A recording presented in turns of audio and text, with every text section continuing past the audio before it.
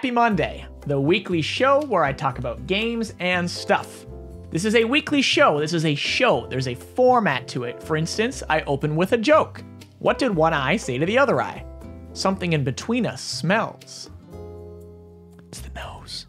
You get it?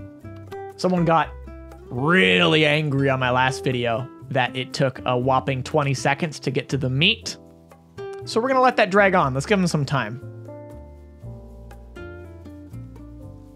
Go watch someone else, bro.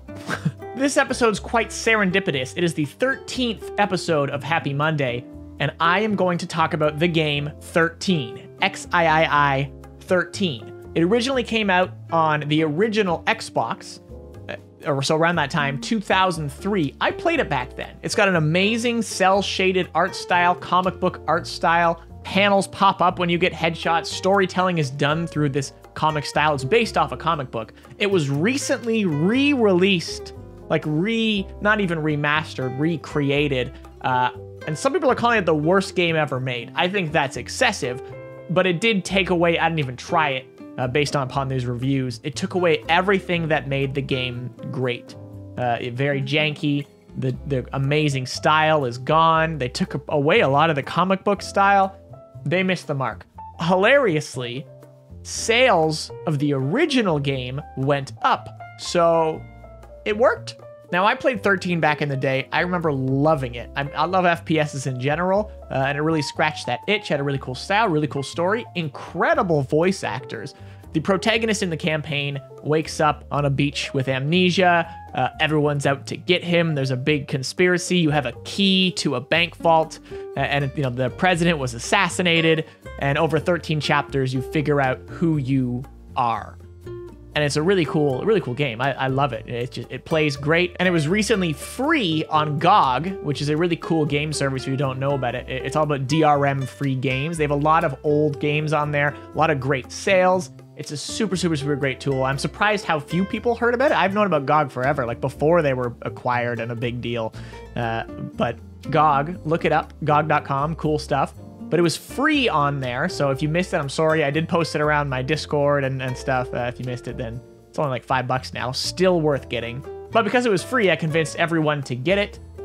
We all have been playing. Right in the comments on GOG, someone pointed out that there are user-made patches. The best one's like 1.4.1. It's like 13 plus. It adds widescreen support, a bunch of mouse features so it plays better, graphics features, as well as enabling multiplayer. So multiplayer servers have obviously been long dead, but now with 13 plus, it exists again. So with a bit of tugging and pulling, I convinced my friends to join me to play some 13. Like, trust me, I know it's an old game, and it was a lot of steps to patch the game and make it work. We also had to jump through a bunch of hoops to actually host a server. But once we did, everyone loved it. It's a blast. It feels like you're playing GoldenEye or like original Quake or something. You know, it's like pinpoint accuracy. You don't know how much health your opponents have. You're just kind of firing at them, hoping they die. And once again, it was fun playing against my friends. I feel like over the years, I've lost that. I don't ever want to play against my friends in games. Like the people who are like, let's do a 1v1. I hate that. I like actively hate that because no one wins in those situations, right? Like, I wouldn't have said this back then, but now it really feels that way to me, right? Like, I don't want to 1v1 you because one person's going to come out on top, one person's going to feel inferior. I like, as much as possible, everyone winning, right? That's just me. I know not everyone's that way, but I just don't enjoy it. I don't like fighting against my friends. I'd rather play co-op games. But back in the day, that's all you had, right? Like, you sat down, you opened up split screen, which I did with 13, and you play against each other. And there's something about the slight jankiness, old schoolness of this title that makes that fun again. So we've been playing 2v2 games like Capture the Flag and like getting really sweaty and figuring out the map and trying to find out tactics and stuff. Surprisingly fun. There's one really cool map called XX. That's just like this really very closed off temple-y map. No matter how much I tried, I couldn't find a way to change respawn timers. So unfortunately, right when you die, you can essentially respawn. And you spawn right back in the flag room. So you have to be very conscious of this. If you're taking the flag from them, you have to like either not kill them and sneak it or kill them twice or something, right? You got to really think it out. It worked in the end. Like, you just kind of adapt to it. You both have the same problem, right? And you're going to keep the enemy will spawn right in front of you. You're going to have to kill them twice, or you're just, you're going to get shredded. But when you get a headshot in this game, especially with like a no-scope sniper, my buddy GeekFam is stupid at it. It's frustrating how good he is at it. If you get a no-scope, there's no reticle. You get a no-scope headshot, and there's the do-do-do, like really, really cool comic effect. There's body armor and there's a helmet. Both obviously work differently. You shoot them in the chest, it'll get rid of that body armor. So that's kind of what you can see health-wise about someone, which parts they're wearing and when those go away. So we were just having an absolute ball with it, just running around. There's like the LMG you can find. It's usually like hidden. You have to like usually go through vents and like fall into it. And it's just like there's so many bullets and it's so powerful. It's like a 3-shot headshot or something. Like, it's so strong that you get that and you're just a menace. We were playing with mods as well, modifying it so that low gravity, knives only, like 1-hit kill. So you're flying around, you're 1-hit killing guys with knives, and they fly so slow. They're just, so like you can actively dodge. You have to like anticipate where they're gonna go. It's just a throwback for me, and it's such a good time. Even playing free for all, like I just been having a blast. We've been playing many nights here and convincing more people to join. It's some reason tough. Shout out to the people who are cool with that, right? My favorite thing in the entire world when it comes to gaming is finding a new game and playing it with friends. You're all discovering it together. That's why like I can't get into games like League of Legends that are just, I try, but it's so known, right? Like everyone knows what they're doing and it's a very complex game. It is so not beginner friendly that it's frustrating. It's toxic. Like, I hate that. I love nothing more than a new game. I don't even really care about the genre, but if it's new and everyone's on the exact same playing field and you got your friends to play, I love that feeling. That's so fun to me. So to have a game like this, I mean, I did play it back in the day, but I don't remember anything about it other than it was fun and looked cool. But to be on that same level and, as far as I can tell, there isn't a huge skill gap in the top level. I'm not, unless there's some crazy stuff I'm missing. But what really got super fun for me was we found a 300 map pack. Someone assembled all the maps they could find, which I guess people did. You people created maps for this game. And we all installed the maps and tried them out. There's something incredible to me about playing on these maps that they're hit or miss. Some of them are essentially unplayable from a gameplay perspective. One of them, was just a house in the middle of a field, but very small. Maybe someone modeled it after their own house, and it was an incomplete thing. Incomplete maps in general. But every now and then, you'll find a gem. Like we found pool. It's kind of a weird structure to it. The pool is the focal point. And it's cool because there are surfboards and boogie boards on the pool, and if you touch them, they actually move, so you can like zip across the pool. And I got some kills doing that, and I felt like a god. But all up the side walls of the pool are windows with snipers in them. And so you'll see people hanging out in all these windows, like looking down, waiting for someone to spawn in the pool or to fall in the water and be hopeless and snipe each other through the windows. And we were joking about it before because it was kind of a silly map, but it became a really fun map. We love pool. And we found a spaceship map. The first one was fun because it was unique. They found a way to use stairs where they flipped them vertically, and they still function as stairs, but you went like super speed up the stairs, and it was way better than a ladder. Also, if you jump on someone's head in the game, it's an instant kill. You can Goomba stomp people. Like, what a weird feature. But when it happens, you're like, you got stomped. So on the spaceship, you're running up the stairs, you're just stomping people. But then there's a spaceship 2, which had opening doors and trap doors, and you could see Earth.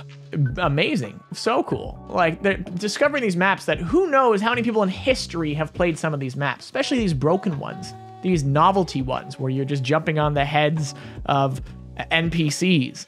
We found a surf map. Yeah, where you're going down a tube, and it's actually, we realized, is a deathmatch map as well, because you're having rockets and grenades, and rockets, you're faster than the rockets, so it's hard to get rocket kills. But you can time and cook grenades and throw them behind you as people are chasing you. But if you make it to the bottom without dying and go back up, you claim a sniper rifle and armor. So you're all flying down this tube, shooting each other with snipers and trying to get a win. Like, it's so cool that who knows how many people have touched these games before. These maps, I mean, who knows? It's liminal. Have you ever looked up liminal spaces before? Google liminal spaces. It's a fascinating concept to me. I highly recommend it. It's just like spaces that are like strangely familiar but make you kind of uneasy. It's a really hard feeling to describe. And for some reason, I find these like maps, these old gaming maps that are unfinished, and you like get into the heads of some 15-year-old who's making this map to model it after their house. It's fascinating. It's fascinating to me. So I'm going through these maps and just like What were they thinking here? Like this was never meant to be seen by a human being, right? It's so cool. There's also a game mode called Hunt, which is so unique, where Death, like the Grim Reaper, runs around, and if you kill him, you get tons of points. You get like 30 points or whatever you make it. And every time you shoot him, he shrinks in size, and he moves faster. If he touches you, you die. And he runs around singing a little song. He sings, you kind of know where he is, and it's just like, and you're killing each other too at the same time, and like, what an absurd game mode. But it's so fun. It's just a blast. I always do the same thing with Half-Life as well. Half-Life mod called Sven Co-op, which is a co-op modified Half-Life 1, and there's just so many cool maps and game modes for it. And it's just, there's something so comforting to me about playing these old maps. And you know, now talking about it, I just want to go back on and keep looking through these 300 maps and seeing what there is to find, and just playing on maps that maybe no one's ever played on before. So even if you missed the sale, I highly recommend checking this game out. Give it the $5 it deserves. Install that 1.4.1 patch off ModDB. I can link all this stuff in the description as well to make it easier for everybody, but get some friends together. Oddly enough, we've seen people online. We've seen like 6 or more different random people playing on this patch as well. So whether they are also like us and just found it through the GOG sale, or like they're hardcore players that have been around, I think it's more likely the former. Still wild to me that this game from 2003 has anyone playing. I guess we are those people, but just so cool. Very, very cool. Keep old games alive, man. Last week, I asked you to submit your favorite pictures from a convention, and these are going to be wholesome. I'm very excited. Will here posting his pictures from Halo Outpost 2 years ago. Weird to think it was 2 years ago. It feels like yesterday, honestly. He's got a picture with Grim when he had his broken situation. I'm in here, which is cool. I got a glowing green drink. I had to. Clearly, I signed this as well. Saw one of these on eBay. I saw a signed Outpost Discovery thing on eBay. Will, was that you? You trying to sell my... I saw it. Katie, Frank and Bonnie, cosplay Unisheck. Ready up? Yeah, Halo Outpost was dope. Rage Helios shows us KatsuCon 2018. Several voices from his childhood. Sonny Strait and Steve Bloom. Yeah, I always find that kind of stuff. It's always cool meeting people like that. Galactic Pilgrim with pictures of good buddies of mine. We got Benny and Rob, Comic Historian and Comics Explained. I've been on some adventures with Benny, which is so cool. I mean, I've seen Rob not as much, but yeah, Benny and we've run into each other all over the world, which is so cool. So yeah, cool. Glad you got to meet them, as well as all these other like cosplayers and such. Very sweet, very cool stuff. From Denver Comic-Con 2018. Halo Outpost in Houston. I see our man Duquesne there. Jen Taylor, Steve Downs. Oh yeah, you got to play on the main stage. That was cool. I still think back to on the main stage, Major Nelson joked, they were looking for an extra, and he's like, is that Tyler Blevins in the audience? Come up here, Tyler Blevins. He was like joking that I was Ninja the whole time. Friggin' Major Nelson. I've known Majors for so long, it's so weird. Talking about this is weird to me. Simu says, my best friend and I went to RTX, randomly met Freddie Wong. Man, I haven't heard that name in a long time. Good times, dude. They stayed in line waiting for the Halo 2 anniversary multiplayer reveal. I've never done an RTX. I've never been huge into the Rooster Teeth scene. You know, I watched Red vs. Blue back in the day, and just like the old site, and I remember all that. But yeah, I don't know. It was never really community I was a part of. But that's sweet. Jason here with some Halo Outpost picks. Halo Outpost is clearly the winner here. People love the Halo Outpost. Jason, I'm gonna comment on it. You're almost T-posing here, right? You're I-posing. You're I-posing in all these shots, and for some reason, I love it. You're asserting dominance all over Halo Outpost. Mocha Sakalaka went to Anime North 2019. Yeah, that's sweet. I've never been to like an anime convention per se. Am I lying? I might be lying. No, I don't think I have. I think it'd be cool. I feel like that kind of fandom, at least to me, I always feel like it's so much stronger than any other fandom. Like anime people are just wild. Discombobulated here. Last con he went to was Halo Outpost. I feel like that'd be the case for a lot of people. He dressed up as Sergeant Johnson. That's so cool. Oh, and then he did the full black Spartan armor. Yo, that's a nice set you got there. That's good stuff. Nickname Tank, he says. Let me throw some pics here of my cons. I'm gonna do these in post, so I'm only kind of guessing what I'm gonna be posting here in the video. But you know, I've gone to many cons in my day. My first ever convention would have been, you know, when I was like 14, XIII Canada. Technically my first ever like gaming convention. Went to pretty much all the subsequent ones. Been to PAX for a scary amount of time. I can't even guess. I would need to really dig in. It's been more than 3 years. It's been more than 4 years. It's been more than, honestly, it might be coming up on like 6, 7, 8 years of PAX. I honestly don't know. I have no idea. It's really tough to pin. I would have been in 2012. I'm pretty sure I went to a PAX. So that, yeah. Oh, God damn. Maybe it's like almost 10 years. A lot of cons though. But like, if you've never been to a gaming convention or, nerd convention of any sort, highly recommend. I mean, it's just, I really miss it during this past year. There's something so magical about just being surrounded by so much energy. So much energy. It's just so cool. Like, even if you don't, like, if you're like me, like, I get to the point where I'm kind of bored of the show floor, right? I'll wander, but like, I never wait in line to play games or to do anything, or like, I rarely even buy much. I'm just there for the people, for the atmosphere, and you explore, you meet up with friends, you run into people, and then you go for a drink somewhere and you hang out, and it's about the people, really. Just finding that home base, that place where you all around the world, you converge and you party, and you have a good time. Nothing like it, and I miss it so dearly. Thank you so much for watching another wonderful Happy Monday. For next week, I would love you to submit your favorite signature, your favorite thing that you've had signed, and the story behind it. I think I already know what I'm going to show. It's a weird one, but it's cool. So post that on Instagram, tag me at Greenskull, and use the hashtag Happy Monday Signature. Happy Monday Signature. Let me look it up. Now I need to, and I hate that I have to do this.